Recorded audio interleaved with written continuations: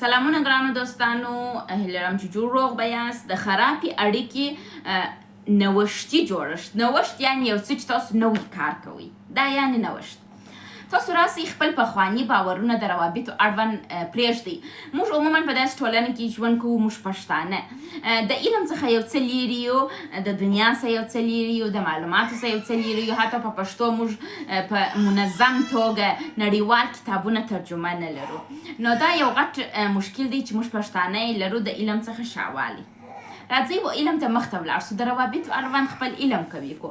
هغه غلط باورونه چې تاسو ته پخوا څخه د روابطو اړوند لري، مثلا ښځه وایي په میړه عالمه شریکو، میړه وایي په ښځې عالمه شریکو، یو د بل څخه ستر، یو د بل څخه رازداري، یو د بل سره په جبهه کې د جنګ.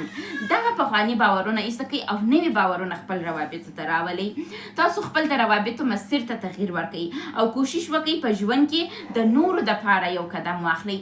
عموما په روابطو کې میرمن دا غواړي چې میړه یې توجه ورته وکړي، میړه بیا دا غواړي چې میرمن یې توجه ورته وکړي.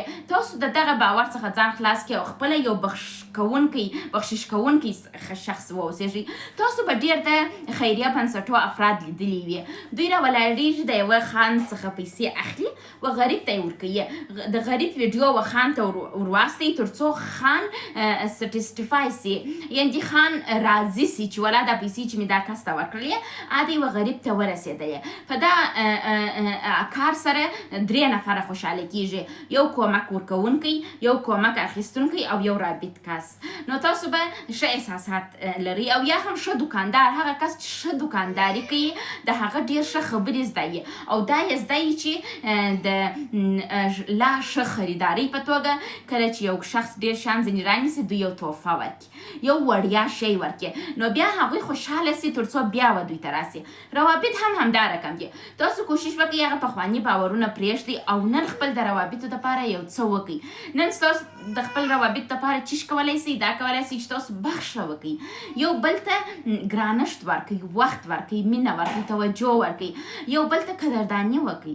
پلانکۍ ته پر ما ګرانه یې، ته ډېره ښایسته یې، یا پلانکی یې ته ډېر باشخصیت یې، ته ډېر قوي نارینه یې، ته ما ښه حمایت کوې، مننه. دا هغه شیان دي چې تاسو کولی سئ خپل د زړو روابطو افکار ایسته کړئ او نوي روابط ځان ته جوړ کړئ.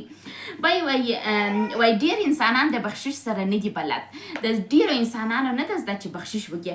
وایي هغه کسان چې په حقیقي توګه بخشش کوي هغوی په زړه کې یو ډول خوشحالي ترلاسه کوي. هغه کسان چې د بخشش سره نه دي عادت، هغوی د بخشش په توسط په زړه کې یو ډول وهم یي، یو ویره، یو ناخوشي. خو هغه انسانان چې په ذاتاً سره په بخشش سره عادت یي، هغه چې کله یو شی چاته ورکوي بیرته د غوښتلو توقع نه ځینې لري، یو ډول عمیقه خوشحالي لري.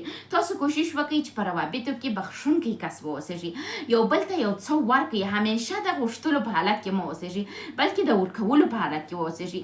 که تاسو همیشه د غوښتنو په حالت کې واوسېږئ، خلک تاسو غورځوي.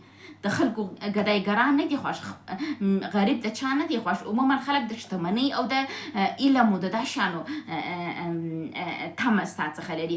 که ته کښېنې د خلکو څخه خیرات ټول کړې، درس ونه وایې، پیشرفت ونه کړې، خپل په پیشرفت باندې کار ونه کړې، خلک ستا څخه خسته کېږي، وایي تر کله به زه تا ته پیسې درکوم، ته نه درس وایې، نه پیشرفت کوې، نه چیش کوې، ناست یې زما پیسو ته نه درکوم. خو که چیرې تاسو د دا تر څنګ درس وایاست، فعالیت کوئ، زحمت کاږئ د پیسو ګټلو دپاره، خو ستاسو سره بیا نور کسان کومک کوي، ځکه چې هغه وایي ته وګوره دا زحمت کاږي د راتلونکي دپاره. خو که ته زحمت نه کاږې، ځای پر ځای ناست یې، خلک تا شړي او ستا سره بیا څوک کومک نه کوي په دنیا کې. روابط هم دغه رقم دي. تاسو کوشش وکړئ خپل روابطو ته بخښونکی کس واوسېږئ، ورکړئ، د بیرته راتګ ډېره تمه مه کوئ. دا هغه څه دی چې ستاسو روابط ډېر د ښایسته کولی سي. خو یو شی په یاد ولرئ، موږ ټول انسانان درک او توجه ته ضرورت لرو. کوشش وکړئ یو بل درک کړئ او توجه وکړئ. داسې مه کوئ چې یو نفر تا ته ډېر څه درکوي او ته په مقابل کې څه درکوي. ما تاسو ته په بله ویډیو کې ویلي وه، ما ته رابطه داسې ده، که ته داسې یو چا ته ځې باید نفر بیرته تا ته رانږدې سي، راسي، یعنې یو دوه طرفه سړک دی. که ته داسې ځې او داسې نه راځې، نو خو بله فاصله په منځ کې راغله. دا فاصله باید په تګ او راتګ باندې، په ښه اخلاقو باندې او روابطو ته په کار باندې تاسو ډکه کړئ.